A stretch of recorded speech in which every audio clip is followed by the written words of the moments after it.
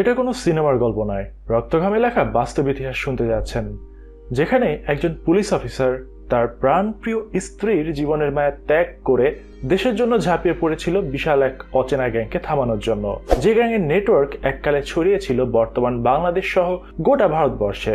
সেই শ্বাসরুদ্ধকর ও হৃদয় বিদারক ঘটনা এখন বলবো। শুরুতেই দেখা যায় পুলিশ দপ্তরের পুরনো ফাইলগুলি ডিজিটালি সংরক্ষণ করার জন্য সরকার থেকে অর্ডার আসে। অফিসার শাসির কাছে একটা ফাইল দেয়া হয় সেটা স্ক্যান করার জন্য। তিনি ফাইল খুলতেই ভয় পেয়ে তাকান, কিন্তু এই ফাইলের ভেতরে কি এমন ছিল যা দেখে তিনি ভয় পেয়ে গেলেন? থিরান ছিল পুলিশে আসার পর ট্রেনিং এ সবচেয়ে টপার, শার্প অবজারভেশন থিওরি ও ফিজিক্যালে সেরা একজন পুলিশ অফিসার। তার ট্রেনিং পিরিয়ড ছিল গৌরবময়। তার ট্রেনিং পিরিয়ড শেষ হয়ে যাওয়ার পর দিওয়ালির ছুটিতে তার গ্রামে ফিরে আসে। সেই গ্রামে তার সাথে দেখা হয় প্রতিবেশী এক মেয়ের সাথে, নাম প্রিয়া। সরল, প্রাণবন্ত, দারুণ হাসি খুশি সেই মেয়েকে দেখেই থিরান ওর প্রতি দুর্বল হয়ে পড়ে, কিন্তু প্রিয়াকে বলতে পারছিল না। সেজন্য নিজের ছোট বোন বন্ধুদের মাধ্যমে প্রস্তাব দেওয়ার অনেক চেষ্টা করে, কাজ হয় না। কিন্তু থিরান তো পুলিশ, হাল ছাড়ার বান্দা নয়। এবার সে হাউস টিউটর সেজে তাদের বাড়িতে ঢুকে পড়ে। পড়ালেখায় মন বসে না প্রিয়ার, শুধু ফাঁকিবাজি করে। থিরান নানাভাবে চেষ্টা করে, অবশেষে বলেই ফেলে তাকে আই লাভ ইউ বললেই পড়ালেখায় আর প্যারা দিবে না। কিন্তু থিরানের এই সুখ বেশি দিন টিকল না। এদিকে থিরানের ছুটি শেষ হয়ে যায়, ফিরে যায় তার কর্মস্থলে। আবারও শুরু হয় চোর বাটপারদের সাথে চোর পুলিশ খেলা। দেখতে দেখতে ডিএসপি পদেও প্রমোশন হয়ে যায়। আবারও ছুটি নিয়ে প্রিয়াকে দেখতে চলে আসে। এসেই প্রিয়াকে দারুণ একটা শাড়ি গিফট করে, কিন্তু প্রিয়া যেন ভাজা মাছটা উল্টে খেতে জানে না এমন একটা ভান করে। হঠাৎ থিরান প্রিয়ার একটা খাতা চেক করতে সেখানে থিরানের বেশ কিছু ছবি দেখতে পায় যেগুলো সে পূর্বে হারিয়ে ফেলেছিল, এবং বুঝতে পারে প্রিয়াও ডুবে ডুবে জল খাচ্ছে। এবার থিরান সরাসরি বিয়ের প্রস্তাব দেয়। বিয়ের পর একসাথে দারুণ কিছু মুহূর্ত কাটায় দুজন। এদিকে পুনেরি গ্রামের একটা বাড়িতে হামলা হয়। পরিবারের প্রতিটা সদস্যকে পৈশাচিক ও নির্মমভাবে হত্যা করে সবকিছু লুট করে নেয় একদল লোক। কিন্তু এরা কারা? কেনই বা বেছে বেছে এক একটা পরিবারকে হত্যা করছে? এরপর সেই একই গ্রামে ট্রান্সফার হয়ে আসে থিরান। এসেই জানায় সকল পেন্ডিং কেস তার সামনে যেন হাজির করা হয়, এবং সে অফিসে বসে কেসগুলো দেখতে থাকে। সে জানতে পারে এই কেসের প্যাটার্নের সাথে অন্য ক্রাইমের কোনো মিল নেই, এবং ফিঙ্গারপ্রিন্টগুলো বেশ অচেনা। সেজন্য এই কেসগুলি সাসপেন্ড হয়ে গেছে। আবারও একই কায়দায় একটা বাড়িতে হামলা করে ডাকাতের দল, পরিবারের সবাইকে হত্যা করা হয়। এবার ঘটনাস্থলে থিরান উপস্থিত হয়। খুনের প্যাটার্ন দেখে সে অনুমান করে কিভাবে ঘটনাগুলো ঘটেছিল। এরপর এই ঘটনার জন্য ফরেন্সিক বিভাগের মাধ্যমে সব প্রমাণ খোঁজা শুরু হয়। ফিঙ্গারপ্রিন্ট কালেকশন করতে থাকে। এরপর তামিলনাড়ুর সব থানা থেকে একই রকমের ঘটা সব কেসের ফাইল জড়ো করা হয়, কিন্তু সূত্র খুঁজে পাওয়া যায় না। আশেপাশে থাকা কিছু চোরকে জিজ্ঞাসাবাদ করা হয়, কিন্তু তারা কেবল চুরি করার প্রসেস বলতে পারে। কিন্তু এরকম কিলিং এর সাথে তাদের জড়িত থাকা কিংবা এরকম কাউকে চেনে কিনা সেই বিষয়ে কোনো তথ্য তারা দিতে পারে না। তদন্ত শেষ হলে থিরান অন্য অফিসারদের কাছে জানায় এই গ্যাং কিভাবে অপরাধ করে, কোন ধরনের পরিবহন ব্যবহার করে কেউ জানে না, এমনকি তাদের কেউ কখনো দেখেও নি। কিন্তু প্রত্যেকটা অপরাধের পেছনে খুঁজে পাওয়া গেছে একটা ফিঙ্গারপ্রিন্ট এবং একটা জুতা। তামিলনাড়ুর সব থানায় যোগাযোগ করা হয়েছে, কিন্তু কোনো অপরাধের সাথে এই ফিঙ্গারপ্রিন্ট ম্যাচ করেনি। 1995 সালের এক ডাকাতিতে 18 জনের ফিঙ্গারপ্রিন্ট পাওয়া যায় যেখানে এই ফিঙ্গারপ্রিন্টটা ছিল, কিন্তু নতুন একটা গ্যাংয়ের সাথেও এই ফিঙ্গারপ্রিন্টের মিল পাওয়া যায়, যারা গত 9 বছর ধরে পুলিশের রাডারের বাইরে থেকে ক্রাইম করে বেড়াচ্ছে। থিরান জানায় এই কেসের শেষ দেখতে চাইলে সারা দেশের প্রত্যেকটা থানায় চেক করতে হবে, তাহলেই কেবল অপরাধীকে শনাক্ত করা সম্ভব হবে। কিন্তু একটা সাধারণ পুলিশ অফিসার কি একা এত বড় একটা অচেনা গ্যাংকে থামাতে পারবে? সিনিয়র অফিসাররা জানায় সামান্য কিছু চোর বাটপারকে ধরার জন্য সারা দেশের অসংখ্য থানায় এরকম অভিযান চালানো বেশ ব্যয়সাধ্য এবং শুধু শুধু সময়ের অপচয় হবে। তাই তারা প্ল্যানটাকে রিজেক্ট করে দেয়। কিন্তু থিরানকে পছন্দ করে এমন একজন আইজিপি বিজয় রাথোর জানায় টিম বানিয়ে সে যেন সারা দেশে ছড়িয়ে পড়ে। এরপর থিরান প্রিয়ার নিরাপত্তার জন্য একজন লেডি কনস্টেবল রেখে ফিঙ্গারপ্রিন্ট এবং সেই খুঁজে পাওয়া জুতা নিয়ে থানায় থানায় ঘুরে বেড়ায়, কিন্তু কোথাও ফিঙ্গারপ্রিন্টের মিল পাওয়া যায় না। সব জায়গা থেকে নেতিবাচক খবর আসতে থাকে। হঠাৎ একটা ক্লু পাওয়া যায়। থিরান প্রত্যেকটা খুনের ডেটা এবং ফরেন্সিক রিপোর্ট দেখে নিশ্চিত হয় এগুলি সাধারণ অস্ত্রের মাধ্যমে হত্যা করা হয়নি, বরং ট্রাকের বাম্পারের ডিজাইন করা রড দিয়ে ঘটানো হয়েছে। তাই তারা বুঝতে পারে এই গ্যাং ট্রাক নিয়ে চলাফেরা করে। অতঃপর পুলিশ হাইওয়ের সব ট্রাক সিজ করতে চায়, কিন্তু থিরান জানায় এটা করলে মিডিয়ায় খবর প্রকাশিত হবে এবং গ্যাংগুলি সতর্ক হবে। তাই ফিঙ্গারপ্রিন্ট ছাড়া অন্য উপায় ফলো করা তাদের মিশনের জন্য বেশ রিস্কি হয়ে যাবে। যেহেতু থিরান নিজের পকেটের টাকায় তদন্ত করছিল, তাই প্রশাসনের অসহযোগিতার কারণে কাজ বন্ধ করে দিতে সে বাধ্য হয়। এবার দেখা যায় হাইওয়ের পাশে একটা বাড়ির সামনে একজন পুলিশ এবং মহিলা একটা বাড়ির দিকে তাকিয়ে রয়েছে। তারা আশেপাশের বাড়িগুলি রেকি করছিল। রাতের বেলা হাইওয়ের পাশে ট্রাক থেকে একটা গ্যাং বেরিয়ে আসে এবং দিনের বেলা দেখানো সেই বাড়িতেই হামলা করে সবাইকে হত্যা করে। এবার টিভি মিডিয়া সবখানে হইচই শুরু হয়ে যায়, কারণ যাদের হত্যা করা হয়েছে তিনি ছিলেন স্থানীয় রুলিং পার্টির একজন এমপি। এবার পুলিশের উপরে সত্যিকারের চাপ আসে। একজন এমপি নিহত হয়, নড়ে চড়ে বসে প্রশাসন। জানা যায় 1830 সালে ব্রিটিশ সরকারের সময় হঠাৎ করে লোকজন গায়েব হয়ে যাচ্ছিল। ব্রিটিশ সরকার তদন্ত শুরু করে এবং জানতে পারে ঠগীরা ব্যবসায়ী ও একলা পথিকদের রাস্তায় হত্যা করে সব লুট করত। সরকার 600-র বেশি ঠগী বা আদমখোরকে ফাঁসি দেয় এবং হাজার হাজার ঠগীকে জেলে ভরে এবং তাদের পরিবারদের পুনর্বাসনের ব্যবস্থা করা হয়। তামিলনাড়ু থেকে মহারাষ্ট্রে গিয়ে ওইসব ঠগীরা পরিচয় পাল্টে ফেলে এবং বাংলাদেশে অবস্থান করা ঠগীরা দিল্লিতে পালিয়ে যায়। যেহেতু শিকার করা তাদের পেশা ছিল, তাই মানুষ হত্যা থেকে তারা বেরিয়ে আসতে পারেনি। তদন্তে উঠে আসে মুঘল আমল থেকে 400 বছর ধরে তারা বংশ পরম্পরায় এই পেশায় যুক্ত ছিল। এরপর ব্রিটিশরা তাদের বিরুদ্ধে কঠোর ব্যবস্থা নিলে এরা অধিকাংশই পেশা বদলে ফেলে। এবার যেহেতু এমপি খুন হয়েছে, তাই মিনিস্ট্রি থেকে কড়াভাবে নজরদারি শুরু হয়। তাই সরকারি অর্থে ফিঙ্গারপ্রিন্ট খুঁজে বের করার নির্দেশ দেওয়া হয়।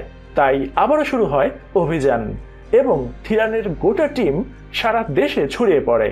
এরপর 2005 সালে আগ্রা জেলে ফিঙ্গারপ্রিন্টের জন্য ভিজিট করা হয় এবং অনেক বছরের চেষ্টার পর রাতের বেলা ফিঙ্গারপ্রিন্ট পাওয়া যায় এবং সেই অপরাধীকে শনাক্ত করার জন্য রাজস্থানে যাওয়া হয়। সেই ফিঙ্গারপ্রিন্ট চেক করে এবার ক্রিমিনালের ছবিও বের হয়ে আসে। এদিকে রাজস্থানের সব চেকপোস্টে ট্রাক থামিয়ে সেই ক্রিমিনালকে ধরার জন্য অভিযান করা হয় এবং একজন পুলিশ সদস্য তার খোঁজ করতে তার গ্রামে উপস্থিত হয়। সেদিন রাতে ওই গ্যাং থিরানের বাড়ির পাশে থিরানের সহকর্মী সাত্তার বাড়িতে হামলা করে এবং তার পরিবারের কিছু সদস্য নিহত হয়। হামলার শব্দ পেয়ে বাসা থেকে বেরিয়ে আসে প্রিয়া এবং সাত্তার মেয়েকে নিয়ে পালাতে চেষ্টা করে। এই হামলার খবর পেয়ে থিরান দ্রুত পুলিশ ফোর্স নিয়ে বেরিয়ে আসে, কিন্তু প্রিয়াকে অজ্ঞান অবস্থায় মাটিতে পড়ে থাকতে দেখে। এদিকে পুলিশের উপস্থিতি টের পেয়ে পুরো গ্যাং পালিয়ে যায়। প্রিয়াকে হাসপাতালে ভর্তির পর ডাক্তার জানায় সে মাথায় আঘাত পেয়ে কোমায় চলে গেছে এবং তার মিসক্যারেজ হয়েছে। অসহায় থিরানকে প্রিয়ার বেডের পাশে বসে থাকতে দেখা যায়। সবকিছু পাশ কাটিয়ে ডিএসপি থিরান তার অভিযানে ফিরে আসে। রাজস্থানের এক পুলিশ সদস্য মধু তাকে সেই অপরাধী বাণী সিংকে ধরার জন্য সহযোগিতা করবে বলে জানায়। এতক্ষণ আমরা যে অপরাধীকে খুঁজছিলাম সেই অপরাধীর নাম বাণী সিং। সে এও বলে বাণী সিংকে সহজে ধরা যাবে না, বরং সে বাণী সিংকে এটা জানিয়ে দিবে যে সে যেন তামিলনাড়ুতে না যায়। তখন থিরান বলে, আমি বাণী সিংকে ধরতে না, মারতে এসেছি। একদিন দিনের বেলা মধু এসে জানায় বাণী সিং এখন গ্রামে রয়েছে। এরপর থিরান তার টিম নিয়ে সেই গ্রামে হাজির হয়। বাণী সিং এর লোকেরা থিরানের উপর হামলা চালায়, কিন্তু থিরান সবাইকে ছাতু বানিয়ে দেয়। কিন্তু একটু পর পুরো গ্রামের বাসিন্দারা পুলিশ বাহিনীর উপরে হামলা করলে তারা পিছু হটে। সবাই ফিরে এলে মধু জানায়, আগেই বলেছিলাম বাণী সিংকে ধরা সহজ না। এরপর থিরান আশেপাশে খোঁজ নিতে শুরু করে। সবাই জানায় বাণী সিং অপ্রতিরোধ্য এবং তাকে ধরা সহজ না। আশেপাশের সব রাজ্যের স্থানীয় ভাষায় সে দক্ষ এবং তাকে ধরার আগেই সে পালিয়ে যায়। এত সময় ধরে যে গ্যাংকে খোঁজা হচ্ছিল, সেই গ্যাংয়ের লিডার সবাইকে নিয়ে উকিলের কাছে জিজ্ঞাসা করে, এতকাল কেউ আমাদের শনাক্ত করতে পারেনি, কিন্তু এই পুলিশ কিভাবে করলো? উকিল জানায় একটা ফিঙ্গারপ্রিন্ট তাদের গ্যাংকে শনাক্ত করে ফেলেছে। গ্যাং লিডার বাণী সিংকে কিছুদিন সরে থাকতে বলে এবং নিজেরাও পালিয়ে যাবে এটা জানায়। এদিকে বাণী সিং যে রুট দিয়ে চলাফেরা করে সেটা থিরান জানতে পারে এবং রাস্তা থেকে তাকে গ্রেফতার করার জন্য প্ল্যান সাজাতে থাকে। এদিকে থিরানের কাছ থেকে টাকা খেয়ে একজন দোকানদার তাকে হেল্প করতে রাজি হয়, কিন্তু সে জানায় বাণী সিং যখন তার সামনে দিয়ে যাবে তখন সে মাথার পাগড়ি সরিয়ে সবুজ পাগড়ি পরিধান করবে। এরপর সেখান দিয়ে থিরান দলবল নিয়ে অপেক্ষা করে। একের পর এক বাস চলে যায় এবং থিরান নজর রাখতে থাকে। হঠাৎ করে দোকানদার সবুজ একটা পাগড়ি মাথায় দিলে থিরান সেটা দেখতে পায় এবং দৌড়ে গিয়ে সেই বাসে উঠে পড়ে। বাসের ভেতর বাণী সিংকে দেখা যায় এবং ধস্তাধস্তি শুরু হয়। যেহেতু সবাই বাণী সিং এর অনুগত ছিল, তাই বাস থামানো হয় না। তাই চলন্ত বাস থেকেই বাণী সিংকে ধরার চেষ্টা করা হয়। হঠাৎ করে বাণী সিং বাস থেকে লাফিয়ে দৌড়ে পালায়, কিন্তু থিরানও কম যায় না সেও তার দলবল নিয়ে তাকে ধাওয়া করে গ্রেফতার করে। এবার বানি সিং এর চাচা এবং গ্যাং অর্গানাইজার হারাম সিং কে ধরার মিশন শুরু হয়, যে কিনা লুট করা সম্পদ লোকাল ব্যবসায়ীদের কাছে বিক্রি করত এবং লোকাল পুলিশ প্রশাসনের সাথে তার কানেকশন বজায় রেখে পুরো নেটওয়ার্কটাকে নিয়ন্ত্রণ করত। থিরান বুঝতে পারে তাকে গ্রেফতার করা সহজ নয়, তাই যে বাজারে হারাম সিং নিয়মিত চলাফেরা করে সেখানে মধুকে চোর সাজিয়ে পেছন থেকে বিশৃঙ্খলা তৈরি করে হারাম সিংকে গাড়িতে তুলে নেওয়া হয়। পুলিশ যখন তাকে জিজ্ঞাসাবাদ করে এবং টর্চার করে, সে প্রতিবারই নিজেকে নির্দোষ দাবি করতে থাকে। সবাই অতিষ্ঠ হয়ে যায়, কিন্তু হারাম সিং মুখ খোলে না। এদিকে মানবাধিকার সংস্থা একজন নির্দোষকে অত্যাচার করার দায়ে থিরানকে বাধ্য করে হারাম সিংকে মুক্ত করে দিতে।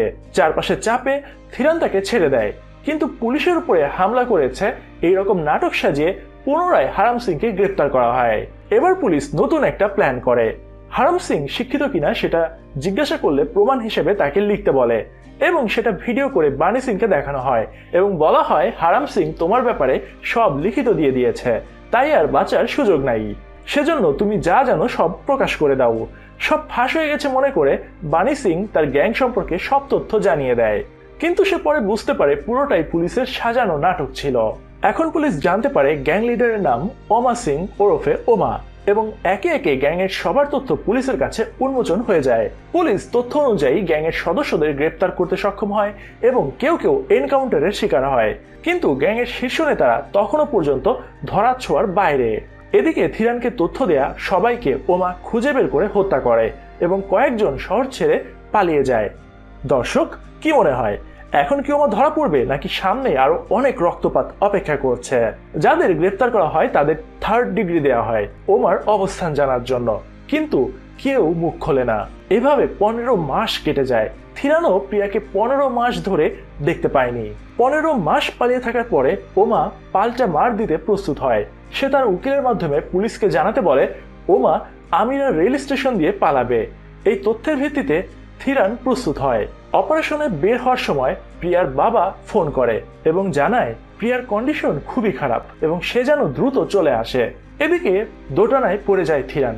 তারপরই সে বন্দুক হাতে তুলে নেয় এবং বেরিয়ে যায়। থিরান দলবল নিয়ে আমিরা রেল স্টেশনে উপস্থিত হয় এবং ট্রেনে পজিশন নেয় এবং মাঝ রাস্তায় ট্রেন থেকে যাত্রী নেমে গেলে থিরানকে শিক্ষা দিতে ওমা তার দল নিয়ে ট্রেনে উঠে পড়ে, কিন্তু থিরানের নজর এড়ায় না বিষয়টা। থিরান দ্রুত ট্রেন থেকে নেমে সেই উল্লেখিত বগিতে গিয়ে উঠে পড়ে। পুলিশকে শিক্ষা দিতে ওমার লোকেরা আক্রমণ করে বসে। সেখানে থিরান উপস্থিত হয়ে তাদেরকে গুলি করতে গেলে চলন্ত ট্রেন থেকে ওমা লাফ দেয় এবং দৌড়ে পালিয়ে যায়। থিরানও ট্রেন থামিয়ে দলবল নিয়ে তাদের পিছু নেয়, কিন্তু গ্যাংকে হারিয়ে ফেলে। কিছু সময় পর থিরানের কাছে একটা বৃদ্ধ লোক এসে হাজির হয় এবং তাকে রাস্তা দেখিয়ে নেয়ার কথা বলে। সে জানায় মাত্র 2 কিলোমিটার দূরেই গ্রামটা রয়েছে। তারা সারাদিন হাঁটে, বিকাল গড়িয়ে সন্ধ্যা হয়, তবুও 2 কিলোমিটারের রাস্তা শেষ হয় না। থিরান বুঝতে পারে এটা একটা ফাঁদ ছিল এবং ওমা নিজেই এই বৃদ্ধকে তাদের কাছে পাঠিয়েছে। এদিকে সন্ধ্যায় যখন থিরানের দলবল অনেক ক্লান্ত হয়ে বসেছিল, তখন ওমা দূর থেকে ওদেরকে দেখে এবং জানায় রাত হলেই পুলিশদেরকে কুচোকাটা করা হবে। এরপর যখন রাত নেমে আসে তখন থিরানের দলের সদস্যদের উপরে আকস্মিক হামলা করা শুরু করে ওমার গ্যাংয়ের লোকেরা, কয়েকজনকে মেরেও ফেলে। এরপর থিরান বুঝতে পারে বিশেষ একটা কৌশল ব্যবহার করে ওমা হামলা করছে এবং থিরানের এই কৌশলটা জানা রয়েছে। তাই থিরান দ্রুত তাদের দলের লোকদের এটা জানিয়ে দেয় এবং একই পদ্ধতিতে ওমার কাছের লোকদের হত্যা করা শুরু করে দেয়। এভাবে নিজের সব লোকদেরকে ওমা হারিয়ে ফেলে। এভাবে রাত কেটে যায়। ভোরের দিকে ওমা একটা ঘোড়া নিয়ে পালিয়ে যায়, কিন্তু ডিএসপি থিরানও তাকে ধাওয়া করা শুরু করে। এরপর বিশাল একটা ফাঁকা ময়দানে শুরু হয় তাদের ভেতরে হ্যান্ড টু হ্যান্ড ব্যাটল এবং বহু প্রাণপণ চেষ্টার পরে ওমাকে পরাজিত করে থিরান। প্রিয় দর্শক, এই বিশাল বড় কেস সমাধান করে ডিএসপি থিরান পুলিশ প্রশাসনের গুটি কয়েক লোকের কাছে সম্মান অর্জন করেছিল বটে, কিন্তু পুলিশ প্রশাসন কিংবা রাজ্য সরকার তার এই সম্মান বা কৃতিত্বকে স্বীকৃতি দেয়নি। থিরান ঠিকই সাফল্য পেয়েছিল, কিন্তু প্রিয়াকে আর পাওয়া হয়নি। দিনের পর দিন থিরানের অপেক্ষায় থাকা অতৃপ্ত প্রিয়া একরাশ অভিমান নিয়ে মারা যায়।